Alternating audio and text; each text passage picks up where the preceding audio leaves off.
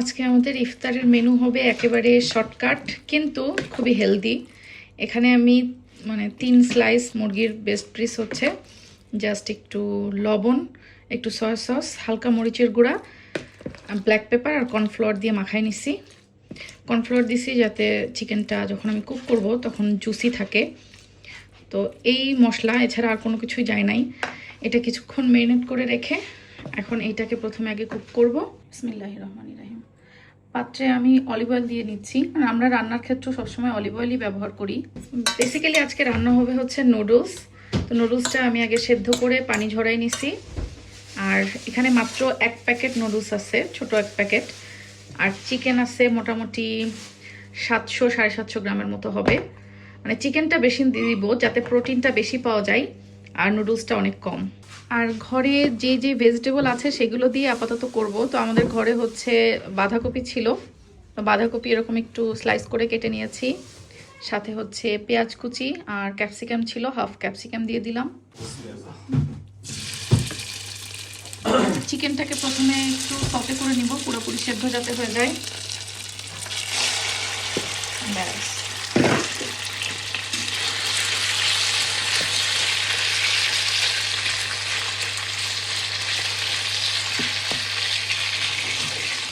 সাথে কিছুটা ব্রোকলি যাবে, ব্রোকলি ছিল ফ্রিজে অর্ধেকটা, সেই অর্ধেকটাই দিয়ে দিচ্ছি।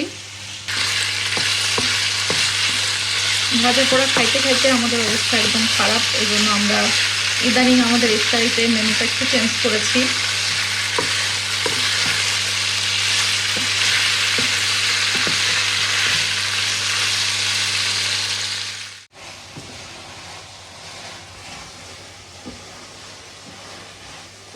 চিকেনটা আমার প্রায় হয়ে আসছে, খুব বেশি সময় লাগে না এই চিকেনটা করতে, যেহেতু ম্যারিনেট করে রাখছিলাম আর ছোট ছোট করে টুকরো করা। অল্প সময়ের মধ্যে আমার চিকেনটা ডান।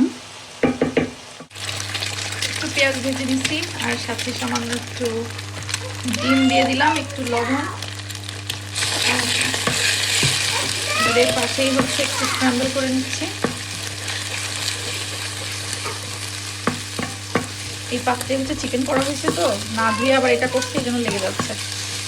আর বেশি পাত্র ইউজ করবো না, একবারেই যাতে এভাবে হয়ে যায় শর্টকাট। এবার ডিমটা আমি উঠায় রাখছি, তারপরে হচ্ছে বাঁধাকপিটা একটু সতে করে নিব। সাথে যদি ফুলকপি, তারপরে গাজর এগুলো ঘরে থাকে এগুলো দিয়ে দিতে পারেন। ওর কথা সবজি যা মন চায় তাই দেওয়া যেতে পারে।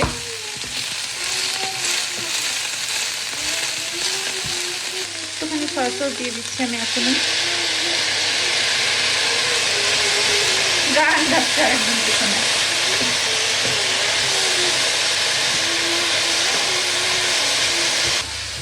বাঁধাকপিটা যখন একটু কমে আসছে তখন দিয়ে দিচ্ছি হচ্ছে ক্যাপসিকাম আর কাঁচামরিচ।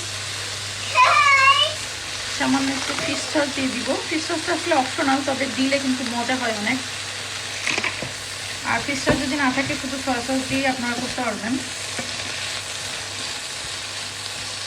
একটু গাজর দিলে আর একটা অরেঞ্জিশ কালার থাকতো, মানে কালারের কম্বিনেশনটা সুন্দর হতো।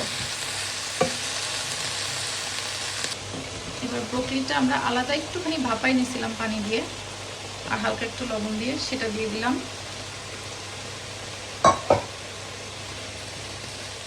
একটা কালার হয়ে আসছে, সবুজ আসছে, লাল থাকলে টক হয়ে যেত।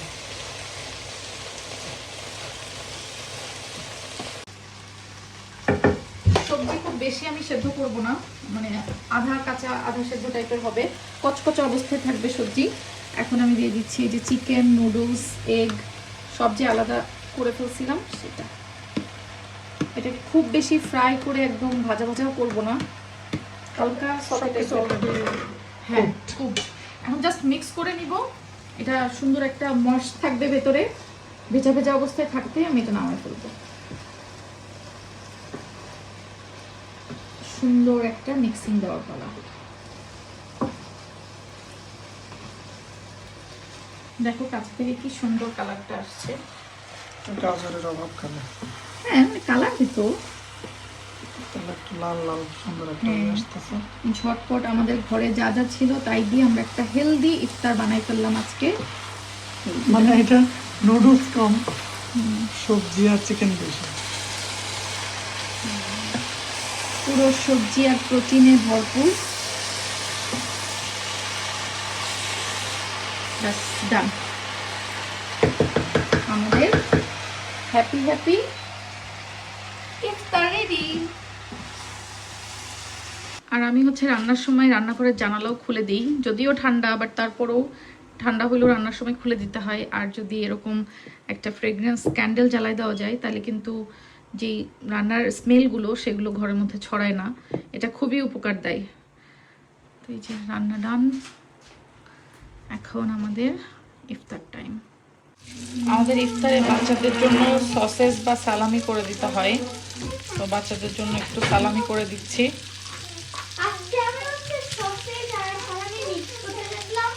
বাট সসেজ তো নাই, এই জন্য জাস্ট সালামি, তাও 2 রকমের সালামি। এটা জাস্ট হালকা একটু তেল দিয়ে আমি ওদেরকে একটু ছোট ছোট স্লাইস করে সসে করে দিব। মজাই লাগে, আমাদেরও মজা লাগে, বড়রা এটা। জি বাবা, থালামি। আচ্ছা শুনেন, আপনারা এটার নাম কিন্তু জানেন, এটার নাম কিন্তু সালামি না, এটার নাম হচ্ছে থালামি। থালামি, ওকে বাবা। জি বাবা।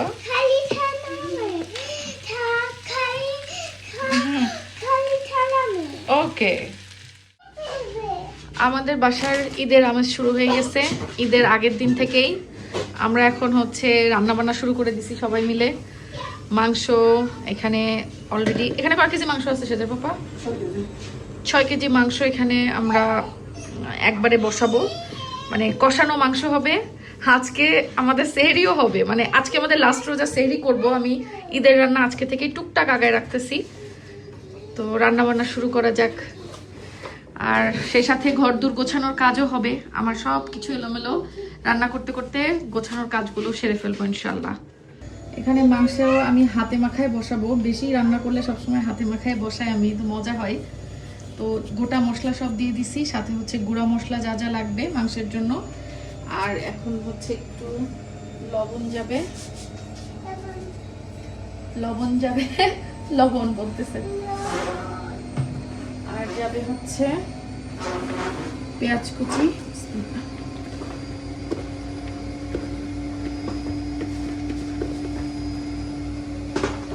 এবার দিয়ে দিব হচ্ছে আদা রসুনের পেস্ট। ফ্রেশ আদা রসুনের পেস্ট করে দিতে চাইছিলাম, বাট হাতে সময় নাই, এজন্য আমি ফ্রোজেনটাই দিয়ে দিলাম। আর সরিষার তেলে মাংসটা আমি রান্না করব, তবে পুরোটা সরিষার তেল দিব না, হাফ সরিষার তেল আর হাফ হচ্ছে অলিভ অয়েল দিব। ব্যাস, এবার দিয়ে এটাকে সুন্দর করে একটা মাখা নিতে হবে। ওদিকে আমার ডিশ ওয়াশারে দিয়ে দিছি থালাবাটি ধুইতে, আর কাপড় চোপড়ও ওয়াশিং মেশিনে দিয়ে দিছি। শব্দ হচ্ছে দেখছো, তাই মাখানোতে সমস্যা হবে। পাত্র আর একটু বড় হলে ভালো হতো। 6 কেজি দিয়ে ভালো করছি, 8 কেজি যদি পোড়া দিতাম এটা মাখানো যেত না।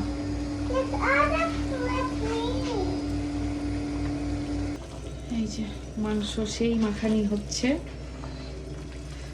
আমি বেশি মাংস রান্না করলে সবসময় এরকম হাতে মাখাই করি, আর অল্প মাংস রান্না করলে তখন মশলা কষাই করি। ঘ্রাণে মনে হচ্ছে কি কুরবানির মাংসের মতো, একদম ঈদ শুরু হয়ে গেছে। ঈদ শুরু হয়ে গেছে, ঘ্রাণেই মনে হচ্ছে ঈদ শুরু হয়ে গেছে। আচ্ছা, আপনাদের কার কি অবস্থা বলেন তো? ঈদের রান্নার প্রিপারেশন কে কি নিচ্ছেন? আমার শরীরটা এবার খারাপ, কি কি রান্না করব সেই চিন্তা করতেছি। বাট কষানি মাংস তো থাকতেই হবে। আর ডেজার্টে কি খাবা তোমরা বলো তো? ডেজার্টে কি খাবা? মাংস খাবা ডেজার্টে? আমরা তো মাংস তাকে খাইনি। আচ্ছা, এবার এটা বসায় দিব। আজকে আমরা সেহরিতে এই কষানি মাংস দিয়ে একটু সেহরি করবো, তাই তো? লাস্ট স্যালাডে ইনশাল্লাহ। বিসমিল্লাহ, ঢেকে দিলাম, হতে থাক। ঢাকাটা খুলে একটু নেড়ে দিচ্ছি।